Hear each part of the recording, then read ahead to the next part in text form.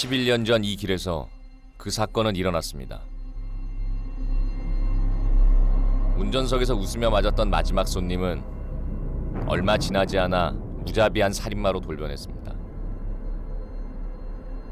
잊을 수 없는 죽음이었습니다. 비 오는 날 라이트 켜있고 칼에 찔러서 뭐 여러 군데 찔러 죽었다고 하더라고. 강도나 마찬가지요. 그 현장에서 죽었습니다. 그러니까 원한 관계가 이런 소문만 났어요. 그러니까 그렇게 그 정도로 했지. 다 놀랬죠.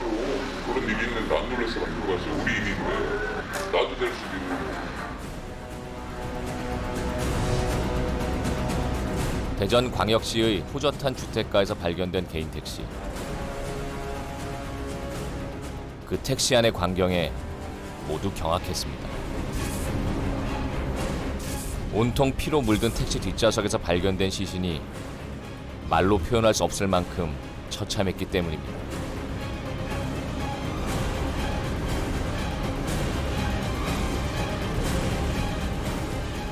택시 기사의 마지막 손님. 그는 지금 어디 있을까요?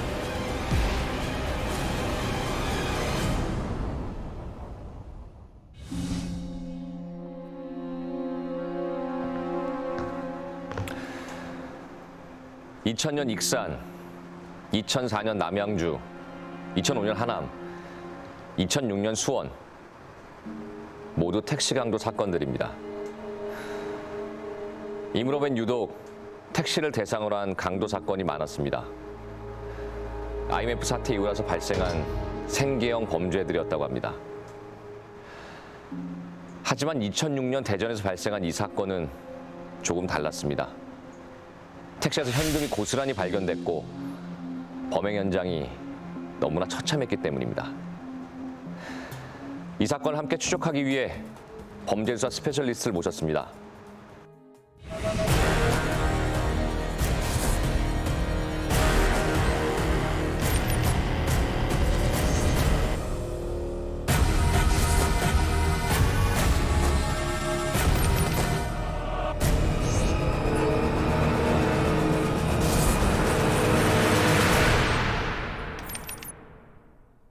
이분들과 함께 보슬비 내리던 2006년 4월 새벽에 대전시 송천동으로 가보겠습니다.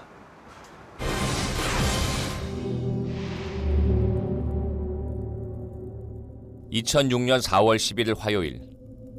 여느 날과 다를 것 없는 평범한 아침이었습니다. 잠에서 깬 아내는 남편의 빈자리를 보고 본능적으로 뭔가 잘못됐다고 느꼈습니다.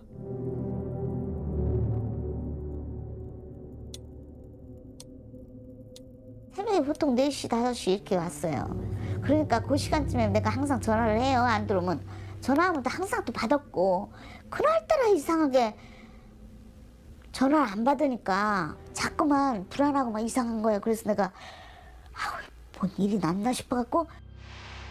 불길한 예감에 신고부터 했다고 합니다. 네, 정확합니다. 여보세요? 네. 개인택시 운전하시는 분이거든요. 네. 근데 이제 들어올 시간이 한 서너 시간이 지났는데 지금까지 안 들어오는데요. 어떻게 좀 휴대폰 해보셨을 거 아니에요? 휴대폰 계속 안 받으니까 그렇죠. 평소보다 겨우 몇 시간 늦은 것뿐이었지만 아내에겐 무척 걱정스러운 시간이었습니다. 그런데 비슷한 시각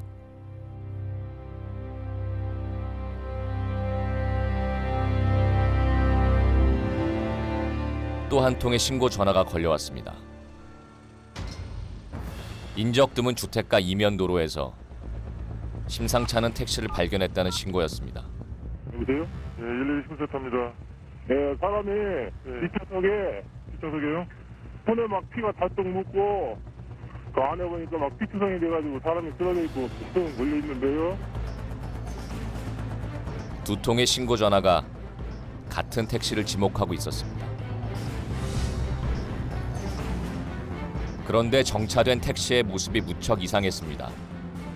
트럭을 들이받은 채 시동에 걸려 있었고 운전석은 비어 있었습니다. 그리고 택시기사는 뒷좌석에서 숨진 채 발견됐습니다. 뒷좌석은 천장에서부터 문까지 온통 피로 얼룩져 있었고 휴대전화에 묻은 혈흔은 피해자가 마지막까지 살기 위해 안간힘을 썼던 흔적으로 보인다고 했습니다. 그 뒷좌석에 이제 쓰러져 있는 상태였었는데 그 뭐 시트하고 그다음에 뭐 차량 뭐 천장이라든가 창문 쪽으로 뭐 비산 혈흔도 있었고 그래서 굉장히 처참한 상태였었죠. 부검 결과 사인은 과다출혈. 피해자는 여러 차례 칼에 베이고 찔려서 목숨을 잃게 된 거라고 했습니다.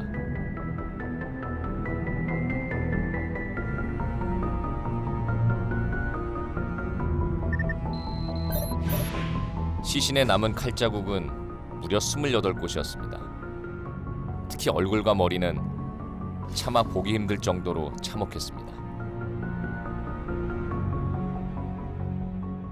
얼굴과 머리 부분에 깊은 상처가 났어요. 얼굴과 머리는 굉장히 혈관이 분포가 풍부하기 때문에 가슴이나 목을 찔린 것보다는 큰 상처는 나지 않지만 혈액의 그 소실이 아주 빠르게 진행될 수 있어요. 이분은 아주 천천히 피가 빠져나가면서 살아계시면서 굉장히 고통스러우면서 돌아가셨을 가능성이 높아요. 그러나 범인은 택시기사를 잔인하게 살해하고도 택시 속 현금엔 전혀 손대지 않았습니다. 운전석의 지갑과 피해자의 주머니에 20만 원 가까운 현금이 있었는데 말입니다. 택시 강도였다면 강도가 목적이었다면 사실 돈을 다 가져갔어야 되는데 돈은 남아 있었다는 얘기. 그래서 굉장히 복잡했었죠. 뭐 원한에 의한 살인의 가능성도 있기 때문에 굉장히 방향을 여러 개로 설정해서 나갔던 거죠. 경찰은 사건 초기 4,700여 세대를 샅샅이 탐문조사했다고 합니다. 잔인한 살해 방법과 손대지 않은 현금으로 미루어 원한에 의한 살인일 가능성도 배제하지 않았습니다.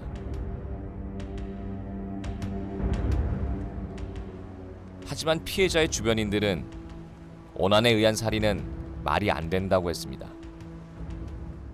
친구들 관계가 굉장히 좋아요. 친구들 일이라면 잘 막 해결도 해줄 수도 있고 막 뭐 상의도 하고 서로 우애가 굉장히 좋다고 봐야지. 친구들끼리의 사이가 굉장히 좋았죠. 자기보다는 남을 위해서 많이 해요. 그런 건 없을 거라 생각해요. 저는 그런 의지를 많이 했어요. 친형님보다도 더 잘해줄 정도로 완전 호인이죠. 그렇게 했는데 그 누구한테 그렇게 살해 당했는지는 좀 의아스럽죠, 저 역시도. 피해자의 동료 기사들도 같은 증언을 했습니다. 혹시 가정엔 문제가 없었을까요? 피해자의 아내를 어렵게 만날 수 있었습니다.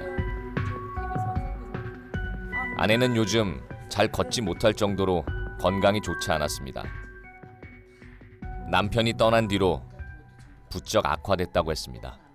굉장히 가정적인 남편이었어요. 가정적이고 애들한테도 잘하고 제가 항상 건강이 안 좋아서 항상 아팠어요. 근데 그렇게 아파도 짜증 한 번 안 내고 그냥 그렇게 항상 병원 수발 다 들고. 힘든 택시기사 생활이었지만 피해자는 몸이 불편한 아내를 극진히 보살폈다고 합니다. 다정하고 헌신적이었던 남편. 아내는 아직 남편과의 추억 속에서 살고 있었습니다. 아우, 지금 막 머리가 너무 터질 것 같고 혈압이 너무 오르나 봐. 나 어떻게 막 죽을 것 같아. 이렇게 하면 막 일하는 날에도 사이렌을 막 울리면서 집에까지 막. 그러니까 뭐 일이고 뭐고 다 필요 없고 그냥 막 나 싣고 병원 가는 거. 그것이 첫째였고 정말 공주 대접을 했어요. 굉장히 아빠가. 그런데 아내가 뜻밖의 얘기를 털어놨습니다. 부유한 가정에서 태어난 남편이 택시기사를 하기 전엔 대전에서 손꼽히던 사업체를 운영했다는 거였죠.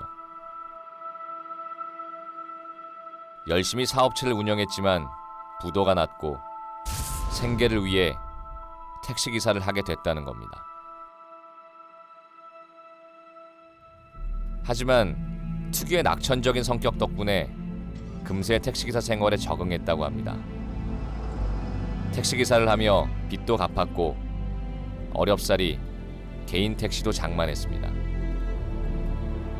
쉬는 시간 없이 일했던 그를 동료 기사들은 생생히 기억합니다. 오늘 쉬는 날이잖아요. 그러면은 이 친구는 내일 아침 6시에 나와요. 근데 저는 오늘 밤 12시에 나와.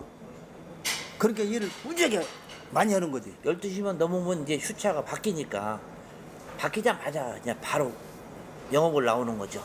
그러니까는 남들보다 일을 무진장 하는 거죠. 힘들 많이 들겠죠. 쉬는 날이 그렇게 하니까. 헌신적인 가장의 성실한 택시기사. 그의 죽음은 의문투성일 수밖에 없었습니다. 하지만 혹시 사업을 정리하면서 본의 아닌 원한관계가 생겼을 가능성은 없었을까? 어떤 채권 채무 관계라든가 다 확인했는데 저희가 어떤 이 사건 해결할 수 있는 단서를 확보하는 데는 실패했어요. 특별한 혐의는 없어서. 네, 없었죠. 낯선 승객에게도 누구보다 친절했던 택시기사. 범인은 그런 그를 어째서 무참히 살해했을까요? 혹시 택시 안에 범인이 남긴 흔적이나 단서는 없을까요? 경찰은 범행 장소인 택시 안, 그 중에서도 뒷좌석을 정밀 감식했습니다. 범인은 피해자에게 28번이나 칼을 휘둘렀습니다. 격하게 움직였을 거란 얘기죠. 그렇다면 그 과정에서 범인의 땀이나 머리카락, 지문 같은 게 남지는 않았을까요? 그런데 이상하게도 전혀 발견되지 않았다고 합니다. 대신 경찰은 새로운 단서를 찾아냈습니다. 다량의 혈흔이 고여있는 혈흔 속에 칼날이 묻혀 있었죠. 싸움이 있고 나서 칼 손잡이가 부러진 것 같은데 그 칼을 안고 피해자가 엎어져서 사망한 상태라 그 도구를 가해자는 가지고 못 나간 거죠. 칼날이 부러져 나갈 정도로 무자비했던 범인. 그런 그가 범행에 사용한 칼은 어떤 거였을까요? 칼날엔 중국산이라 새겨져 있었습니다. 범인은 이 칼을 어디서 구했을까? 대전 지역 주방용품 매장을 뒤졌지만 같은 칼은 없었습니다. 중국에서 주방용품을 수입해 판다는 도매점도 뒤졌습니다. 하지만 이런 종류의 중국산 과도는 보통 거리 좌판에서 판매되는 탓에 추적이 쉽지 않다고 했습니다. 이런 건 이제 그 할아버지 같은 사람들이 팔고 버렸어. 저가역으로 갔다가 예를 들어서 노상, 예? 노상 같은데 우리가 이제 500원 주면 1,000원 받을 수 있는 그런 상품을 갖다가 이제 저가에 파는 사람들. 그래서 저가역은 그런 데로 가는 게 다. 칼자루는 결국 발견되지 않았고 칼날만으론 더 이상 추적이 불가능했습니다. 그런데 또 다른 단서가 뒷좌석 시트에서 발견됐습니다. 범인의 것으로 추정되는 족적이었죠. 족적의 길이는 250에서 265mm. 성인 남성치곤 작은 편이었습니다. 족적의 문양은 흔한 신발의 어떤 족적인데 주로 이제 구두 쪽에서 쓰는 그런 족적이었고, 근데 유사 제품이 원체 많이 판매되는 그런 제품이기 때문에 수사하는 데 좀 많이 어려웠죠. 이 족적의 무늬는 너무나 흔했습니다. 똑같은 무늬를 쓴 신발에서만도 서너 곳. 심지어 남성화에서도 다양한 종류의 신발에 흔하게 쓰인 무늬였습니다.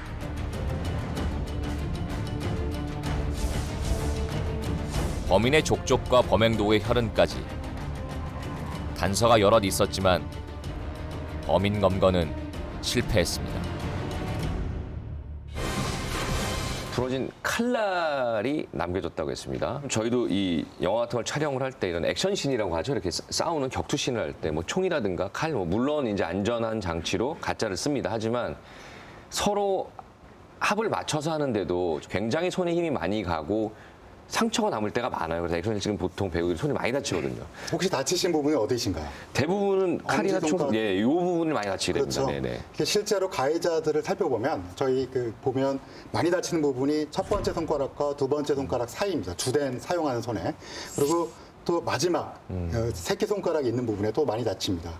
실제로 그 칼자루는 발견되지 않았지만 칼날에 보면 과도로 생각이 되죠. 예, 그렇습니다. 그런 과도는 안전장치가 크게 돼 있지는 않습니다. 따라서 말씀하신 대로 자신의 손을 크게 다칠 확률이 높고요. 칼날이 부러졌다는 건 마구 휘둘렀다는 소견 이외에 아마도 어디에 닿아서 딱딱한 곳에 닿아서 부러졌다는 걸 의미하는데요.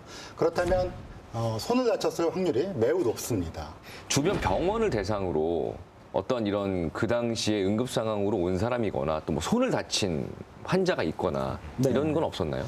저희도 그 부분을 염두를 해줬습니다. 그래서 대전권에 있는 모든 병원 상대로 해서 외과 진료를 받은 사람의 어떤 자료를 확보를 해가지고 그 대상자 일일이 다 확인을 했습니다만은 아쉽게도 그 대상자들 중에서는 용의자로 할 만한 그런 사람은 없었습니다. 그럼 분명히 이 사건을 저지르고 나서 범인이 이제 도주를 했을 텐데요. 그렇죠. 뭐 이렇게 목격자나 제보자는 없습니까? 한 30여 건의 제보에 대해서 수사를 진행을 했고요. 그 제보 사건 중에서 뭐 특기할 만한 거는 어떤 젊은 사람이 세탁소에 와가지고 피가 묻은 옷을 입고 있었고 피가 묻은 옷을 세탁할 수 있느냐라고 의뢰를 한 적이 있다라는 그런 제보가 있었습니다.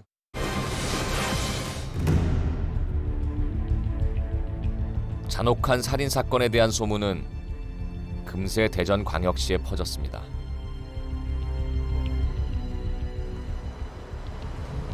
제보도 30여 건이나 들어왔지만 사건과 무관한 것들이었다고 합니다.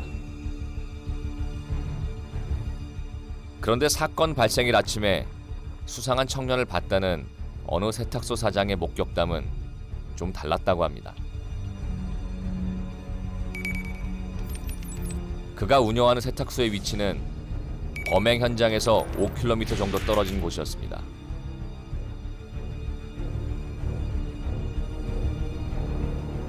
이곳은 대전역 인근이지만 큰 도로에서 조금 떨어져 있어 쉽게 발견하긴 힘든 곳이었습니다.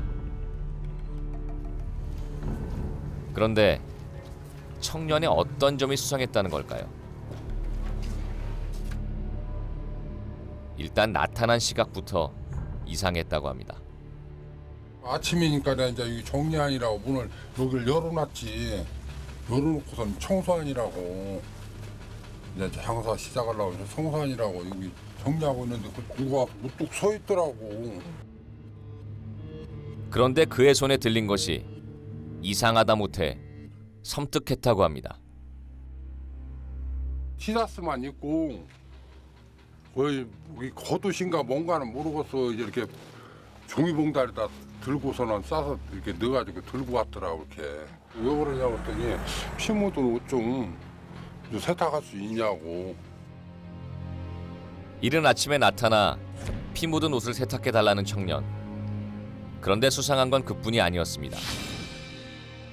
청년이 입고 있던 상의에도 핏자국이 선명했다는 겁니다.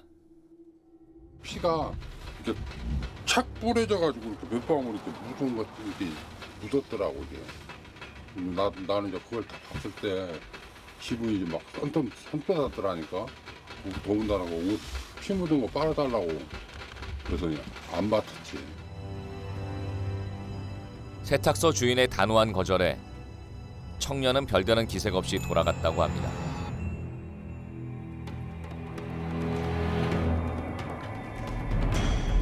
그런데 청년이 다녀가고 1시간쯤 흐른 아침 9시경 더 수상한 일이 일어났습니다.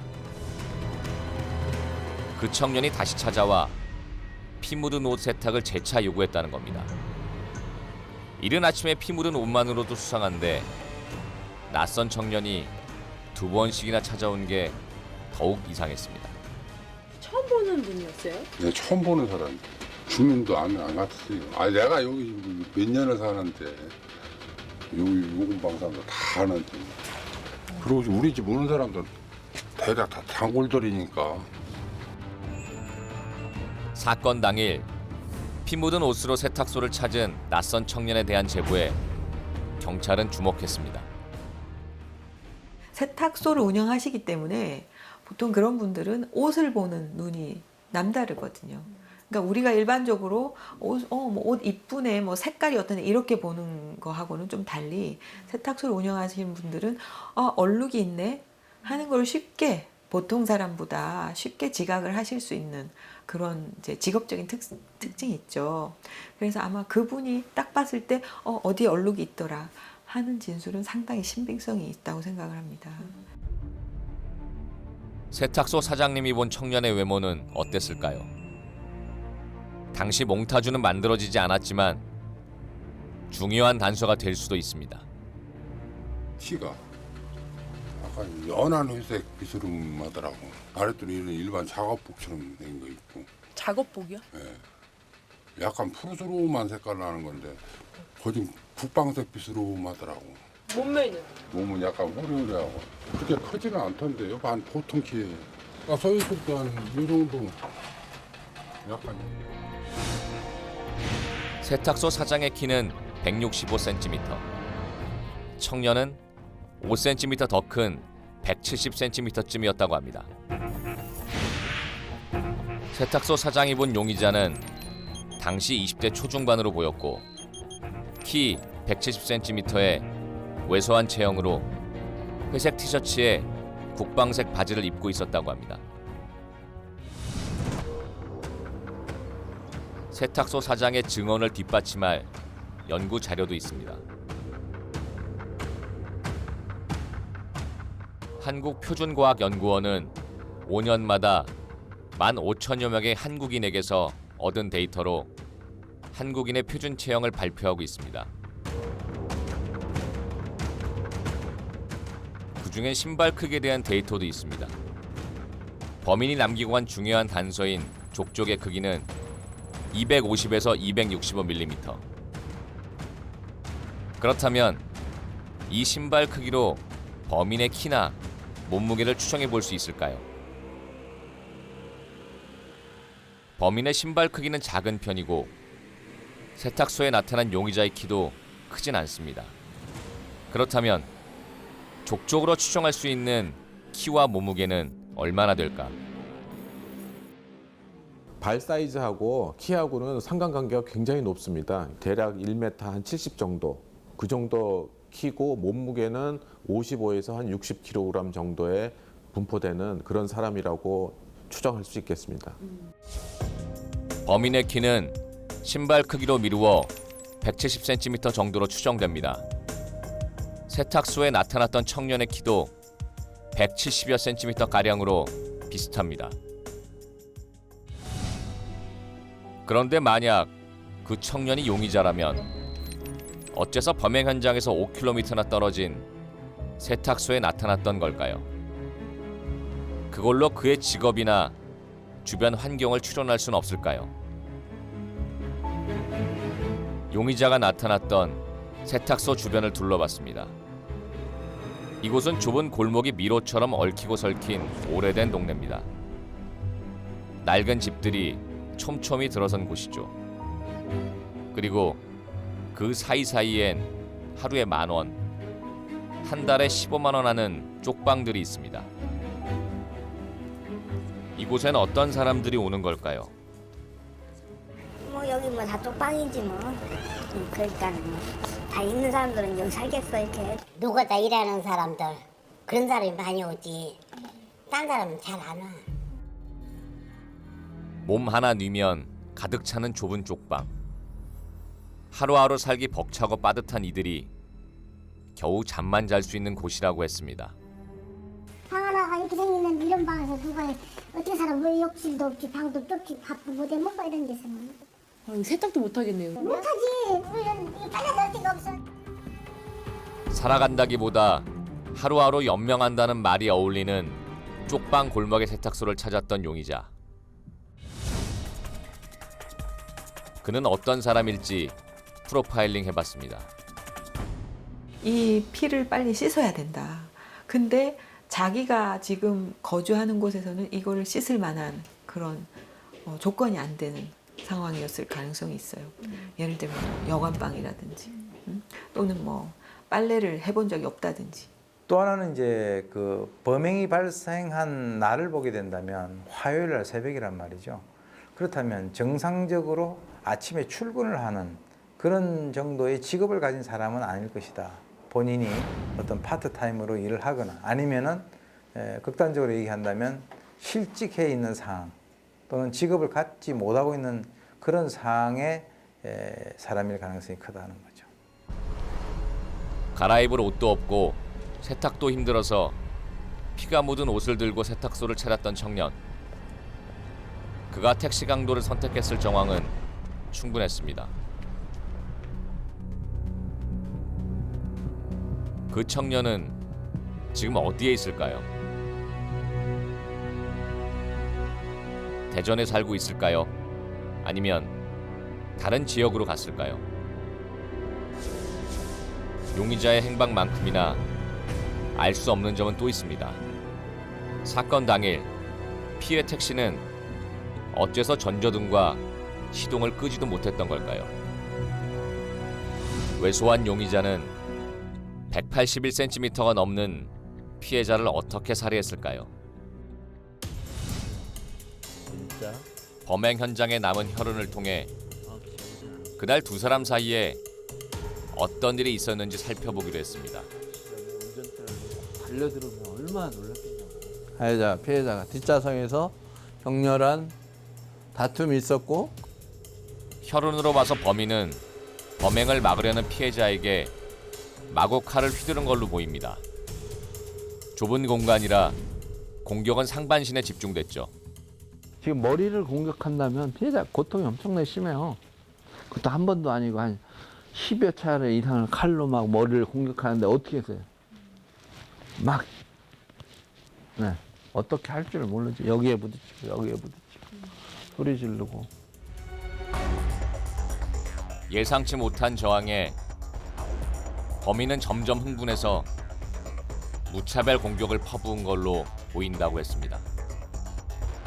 택시 내부 천장의 혈흔은 고통에 몸부림치던 피해자의 머리가 닿으며 생긴 묻힌 혈흔.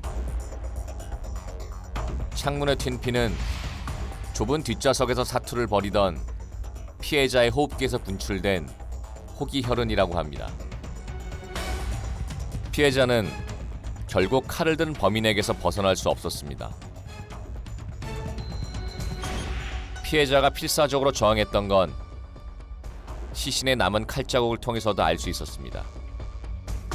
시신에는 유난히 방어흔이 많았기 때문이죠. 피해자분한테는 팔, 다리, 특히 양쪽 팔과 왼쪽 손에 굉장히 많은 절창이 있습니다. 이 말씀 무엇이냐? 아마 이분이 그 피해자께서 키도 크고 뭐 이런 상태였기 때문에 아마 이 가해자, 범인과 격투가 있었고 그 당시 휘두른 칼에 여러 번 베이면서도 아마 적극적인 방어를 했다라고 생각해 볼 수 있어요.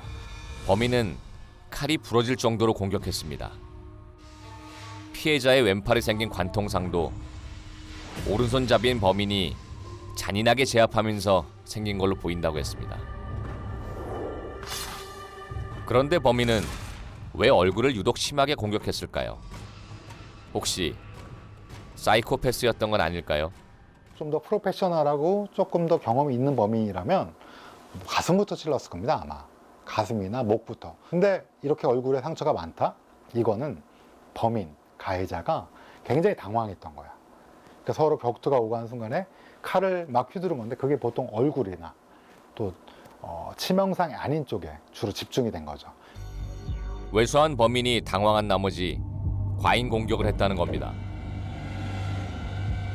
그렇게 본다면 택시 안에 현금이 그대로 남아있던 이유도 설명이 됩니다.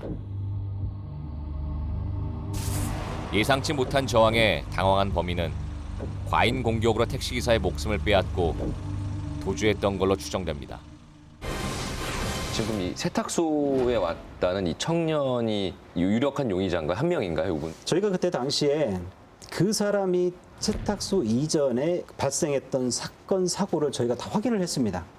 해서 교통사고부터 안전사고 아니면 또 다른 강력사건이 있었는지 확인을 했었는데 다른 사건은 전혀 발생하지 않았었고 혈액이 나올 만한 사건은 없었다. 그런 사건은 없었습니다. 또한 그 사람이 상당히 정상적이라면은 다시 두 번 그 세탁소를 찾지는 않았을 거라고 생각을 합니다. 얼굴에 피를 묻히고 손에 피를 묻힌 상태에서 그 당시에 뭐 또 다른 택시를 타서 움직이거나 할 수 있을 가능성이 거의 없다라고 한다면 그 근처에 어디에 가서 자기 몸 또는 얼굴을 씻었을 가능성이 크다는 거죠. 등장하는 시간도 굉장히 좀 비슷한 시간에 등장을 했다. 이 사람의 출연이라는 것이 이 사건에 있어서 대단히 중요한 의미를 갖고 있다 이렇게 봅니다. 굉장히 유력한 용의자인데요. 또 다른 제보자가 있거나 목격하신 분이 없을까요? 그 부분을 저희가 그때 당시에도 그 세탁소 주변으로 해가지고 다양한 방법으로 탐문도 하고 저희가 할 수 있는 뭐 근처에 있는 CCTV 확인할 게 있으면 확인도 하고 다 했지만 찾기는 참 어려웠습니다.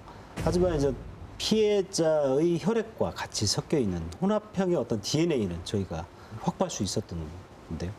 그 혼합형 DNA라는 것은 피해자의 DNA와 피해자 아닌 다른 사람의 DNA가 섞여 있다라는 뜻이거든요. 지금 현재도 범인으로 이제 추정이 되는 그 사람을 지금 찾기 위해서 노력을 하고 있습니다. 2006년 4월 11일 새벽 4시에서 오전 10시 사이 대전광역시에서 피 묻은 회색 티셔츠를 입은 키 170cm가량의 20대 청년을 보신 분들은 대전지방경찰청 미제사건 전담 수사팀으로 연락 주시기 바랍니다. 혹시 또 이 밖에 다른 단서 없을까요? 또 뭐 운행기록 장치라고 있다고 들었는데요. 네, 택시에는 그 필수적으로 설치되는 게 운행기록 장치입니다. 그 운행기록 장치의 어떤 기록 내용을 보면은 택시의 속도라든지 택시의 운행 거리, 그다음에 손님의 지불한 그 택시 요금이 이렇게 저장되어 있는 그런 자료입니다. 택시 운행기록 장치가 증언하는 그날로 함께 가보겠습니다.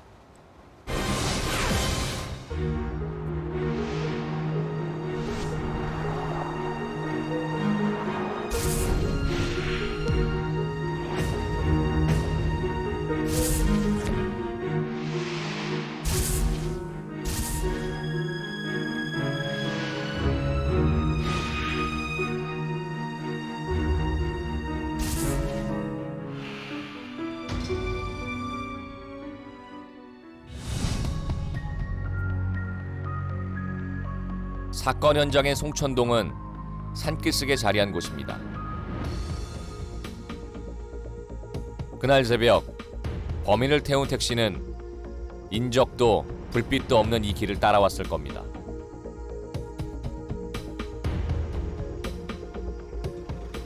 사건 발생 시간으로 추정되는 새벽 4시 30분경 미제사건 전담 수사팀이 현장을 찾았습니다. 그날 범인은 어째서 이곳으로 택시를 유인했을까요? 이 동네는 그 동네 그 주택가의 이면도로 쪽입니다.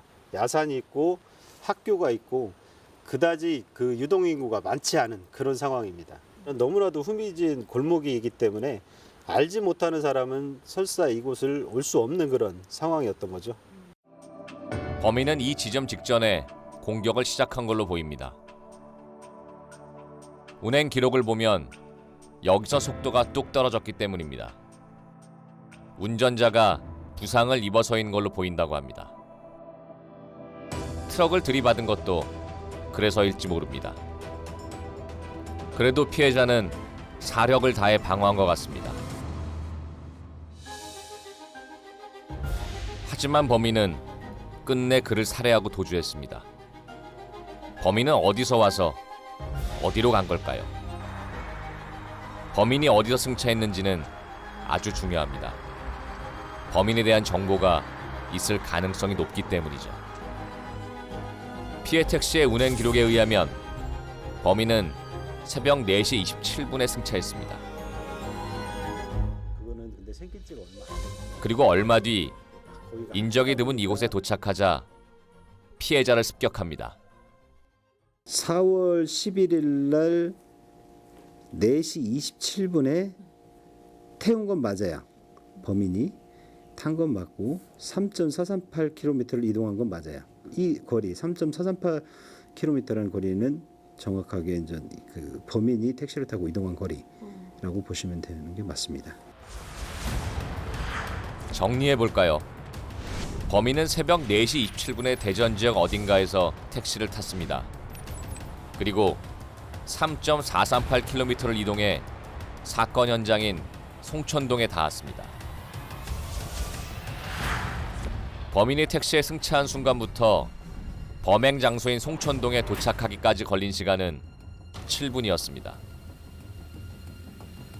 그렇다면 범행 장소에서 7분 거리에 있는 3.438km 떨어진 곳이 범인의 승차 지점이겠죠. 하지만 그런 곳은 한두 곳이 아닙니다. 타코마타 기록을 가지고서 형사들이 직접 차를 끌고 택시 타코메타 기록에 맞는 지점을 역으로 분석을 해서 가보고 여기 아니다 저기 가보고 여기 아니다 맞다. 타코메타 기록과 맞는 조건에 최대한 맞는 조건의 어떤 지점을 일일이 다 찾아다녔고요. 사건 직후 경찰은 교통량과 신호 체계를 비롯한 다양한 변수를 고려해 예상 승차 지점 16곳을 지목했습니다.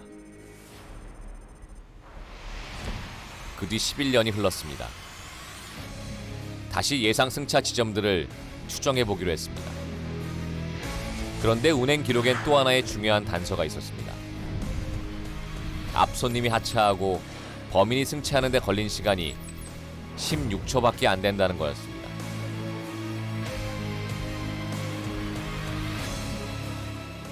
이건 어떤 경우에 가능한 건지 택시회사의 운행 기록 담당 기사에게 물어봤습니다. 운행 기록에 의하면 이 상황은 정차 상태에서 다음 손님이 연이어 탄 경우라고 했습니다. 인치가 되면은 16호 가는 속도가 없었어.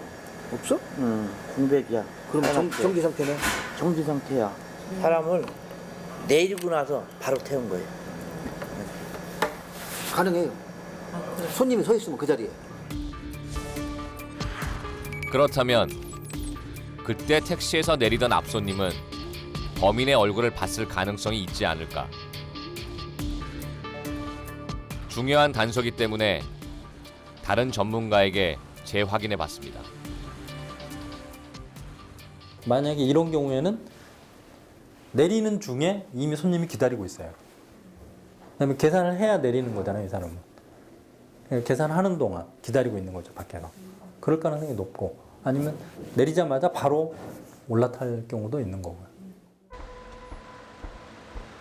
그런데 정말 16초 만에 승차와 하차가 가능할까요?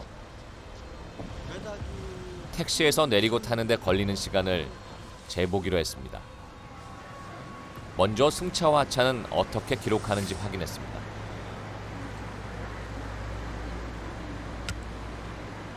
처음에 손님이 타시면 이제 주행을 누르죠. 주행을 이렇게 누르고 주행을 하고 손님이 이제 목적지에 도착하시면 지불을 눌러드려야지. 바로 손님이 타시면 바로 주행이 들어가기 때문에 이제 몇 초 상관 아닐 수가 있어요. 전문가와 택시기사들의 말대로 앞손님이 하차하고 뒷손님이 승차하는 데 걸리는 시간은 정말 16초면 충분할까요? 다양한 장소에서 여러 유형의 승객들과 함께 하차하고 승차하는 실험을 거듭했습니다. 실험 결과 필요한 시간은 정말 16초면 충분했습니다. 16초 만에 연이어 택시를 탔다면 손님이 많은 곳일 가능성이 높습니다. 그곳은 어딜까? 2006년 당시의 대전 지역을 잘 아는 사람들이 여러 명 필요했습니다. 경력 10년 이상의 대전 택시기사 100인을 대상으로 설문조사를 해봤습니다. 터미널. 터미널. 네, 송천동 먹자골목. 터미널 쪽이 제일 유리하지. 터미널 쪽이. 중리동. 설문 기준은 사건이 발생한 2006년입니다. 기사들은 대전 터미널, 중심가에 위치한 모 대학교, 농수산물시장 세 곳을 꼽았습니다. 일단 지도로 먼저 확인해봤습니다. 지도상에선 세 장소 모두 범행 장소에서 3.4km 전후에 위치해 있었습니다. 하지만 실제로 주행해도 같은 거리가 나올까요? 그동안 변화된 신호 체계와 도로 상황을 고려해서 달려보기로 했습니다. 대전 택시기사들이 지목한 세 곳 중 범인이 택시를 탔을 가능성이 가장 높은 곳은 어디일까요? 직접 달려보니 오차 범위를 고려하더라도 대학교는 3.438km에 많이 못 미쳤습니다. 결국 남은 후보는 농수산물시장과 대전 고속터미널 이 두 곳이었죠. 이 중에 2006년 당시 새벽 4시 27분에 16초 만에 다음 손님이 탈 만큼 북적였던 곳은 어디일까요? 거리상 오차가 가장 적은 농수산물 시장부터 확인해 보기로 했습니다. 범인이 택시를 탔던 새벽 4시 27분 무척 한산했습니다. 2006년에도 이랬을까요? 그렇게 유동인구 많지는 않지. 새벽에 4시면 시장 사람들 거의 승용차 타고 다니는 게 시장 사람들 택시 타고 다니는 사람 별로 없어요. 거의 90% 이상이 다 자기 차 타고 다니는 게. 차야 다 있죠. 가자 차들 다 있는. 그리고 장사꾼들이 돈 있는데 장사꾼들은 자기 차 갖고 오잖아요. 물건을 사려면 자기 차에다 싣고 가야 될 거예요. 택시로 오는 사람들은 거의 없고 별로 안 되죠.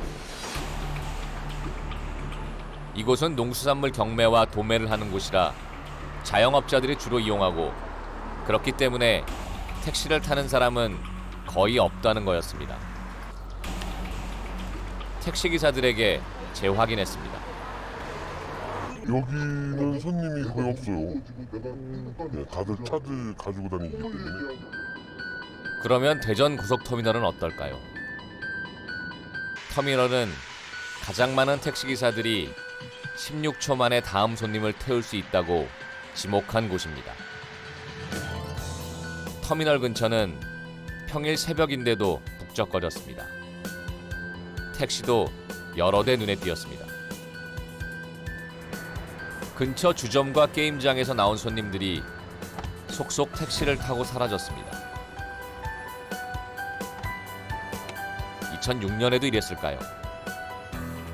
여기 계속 있어요. 뭐 매일 평일에도 주말에는 엄청나고 터미널이 있었기 때문에 엄청나요. 네. 나이트는 거의 뭐 한 3-4시간 끝나잖아요. 그 당시는 거의 4시 반 5시에 끝났어요. 그때는 손님이 있기 때문에. 사실 지금도 새벽 시간 유동인구가 많긴 했지만 앞손님이 내리자마자 16초 만에 탈 만큼 많지는 않았습니다. 그러나 2006년엔 나이트클럽이 이때쯤 끝났기에 16초 만에 승차가 가능했다는 겁니다. 이곳에서 20년째 영업 중이라는 식당에 다시 확인했습니다. 여기 좀 이제 오락실 손님, 라이트 그럼 백지에서 이제 뭐 모임한다든가 하면 대전역가 모이잖아요. 요것가 많으니까 여기 여관도 잘 되고. 아니 택시가 줄 서 있는 새가 없지. 줄 새가 없지. 택시만 잘 됐어. 손님 워낙 많으니까. 2006년 4월 11일 새벽 4시 27분에 범인이 택시에 탄 장소는 대전 고속터미널이 가장 유력해 보였습니다. 이곳에서 범인을 목격한 사람은 없을까요?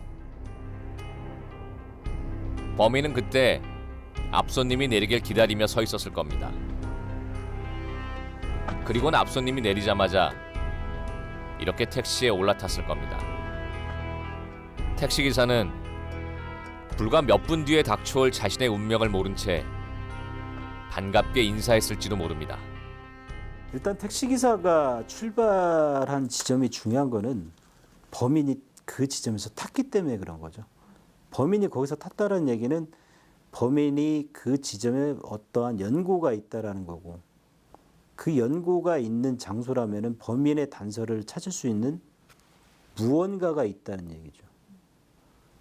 그렇다면 범인을 잡기 위한 단서가 분명히 있는 장소이기 때문에 범인을 잡을 수 있는 기회가 더 많아지죠. 범인을 찾습니다.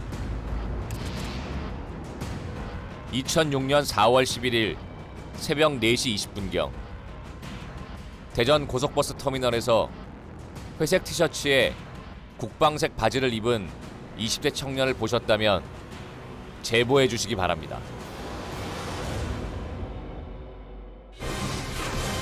사소한 기억이어도 좋습니다. 여러분의 관심이 11년이 지난 지금도 매일 남편의 사진을 보며 말을 거는 아내의 비통함을 덜어줄 수 있습니다. 미제사건 전담반 끝까지 간다도 함께하겠습니다.